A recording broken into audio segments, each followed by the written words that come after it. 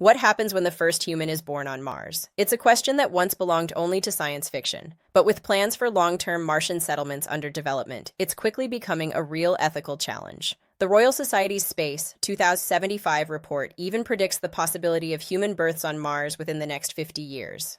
But what would it mean to be born on another planet? Let's start with the legal questions. Would a Martian-born child automatically be a citizen of the country that launched the mission? What about nationality if they're born in an international colony or a private habitat?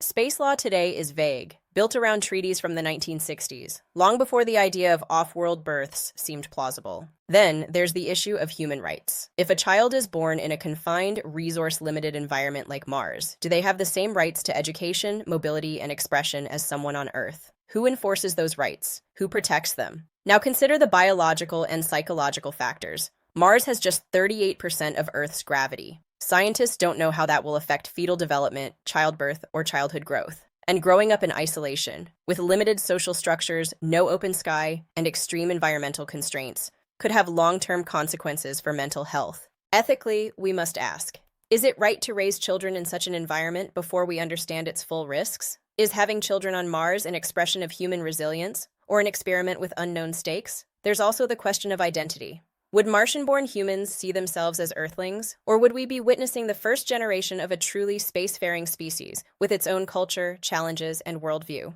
As colonization moves from theory to practice, these aren't abstract ideas anymore. Governments, scientists, and ethicists must begin creating frameworks now, before the first birth certificate reads, "Place of birth Mars." If these ideas spark your curiosity, like the video and subscribe to the channel. Humanity's greatest frontier may not be Mars itself, but the choices we make when we get there.